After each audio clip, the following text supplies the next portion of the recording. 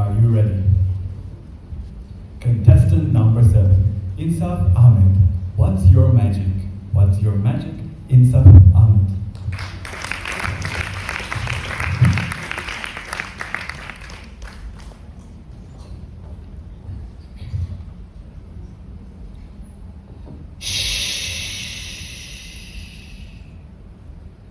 Ladies and gentlemen, do you believe in magic?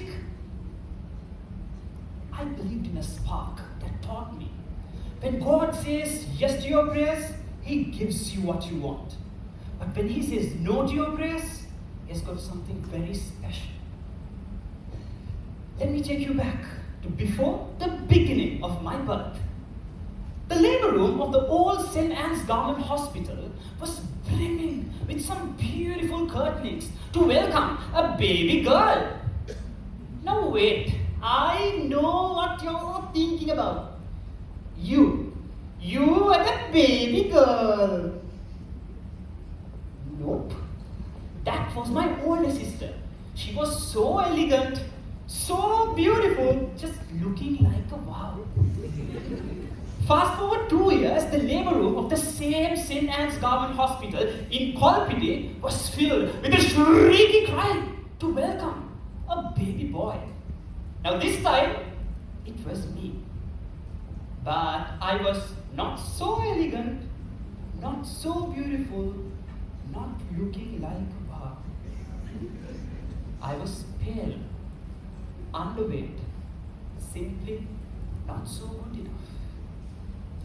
As years moved on, I started realizing each and every single place that I went, be it at classes, tuitions, relatives, neighbors, I was being bullied, for I was limp and underweight.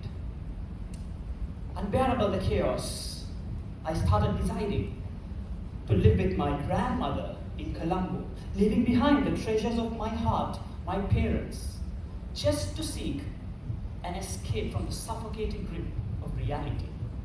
Now when I came to Colombo, every single thing that I saw was very new.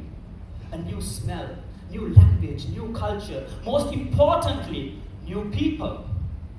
Although everyone embraced me with open arms, the ghosts of bullying were still lurking in each and every single corner of my walls. Now my new school's new language day was around the corner, and my new class teacher nominated the old me for the opening speech. Every single person in the classroom told that was one of the worst ideas that my class teacher ever made in her entire life. I told them, maybe this is my chance to shine brighter and better. But life is full of ups and downs, twists and turns, fears and tears. Because just a week before my school's language day, I was met with a very fatal accident. The doctors reported that I have fractured both my arms and legs severely, and the report continued that I will not be able to do things as normal kids used to do. I will not be able to eat as normal. I will not be able to walk as normal. Most importantly, I will not be able to speak to people due to anxiety as normal. For the next few years, all what I could hear was, you can't, you can't, you can't, you can't, you can't.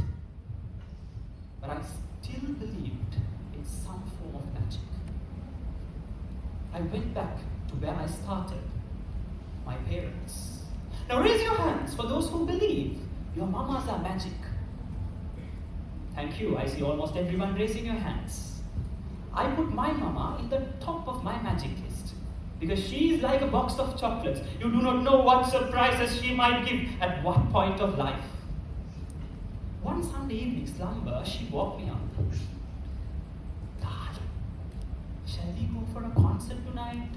Now for those who know me very well, the magic of dance, music and melodies holds me spellbound. Without a moment's hesitation, I wholeheartedly agree. There we drove through the Blue Metal streets in just a few minutes, and the first thing that I noticed, there was no gala stage, there was no microphones, and not even a single singer in sight. All what I saw was people from all walks of life, spanning across different age groups, with varying educational backgrounds, just speaking to each other and untapping the untapped tapestry of human connections. There came in front a big bulked man with broad shoulders. Welcome to the team meeting, surprise team meeting of Awakening Toastmasters. I was like, I've heard this breadmaster's name before. Now, my mama is a great speaker, but that doesn't mean your son, leave alone being great, should necessarily be a speaker itself. No, that's not my cup of tea.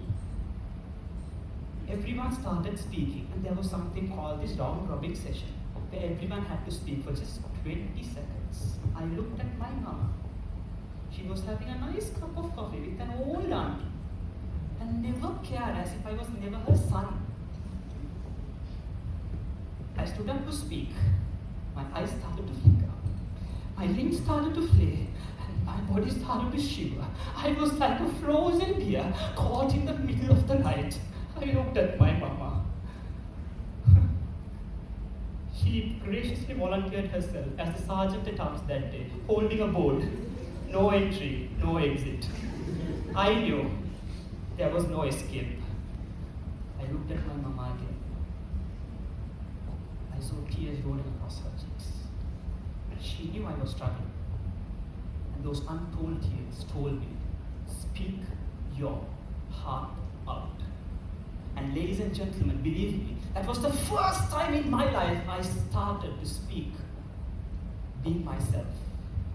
And right in front of you is that ugly little black Harry Potter who was told that he will not be able to do things as normal kids used to do. He will not be able to walk as normal. He will not be able to eat as normal. Most importantly, he will not be able to speak to people as normal. For me, that child right in front of you have come a long way in life and is still in the making. I have a very beautiful message as you go back home. Find your magic, whoever it is, and may that magic guide you, inspire you, and let be yourself. Over to you, contest chair.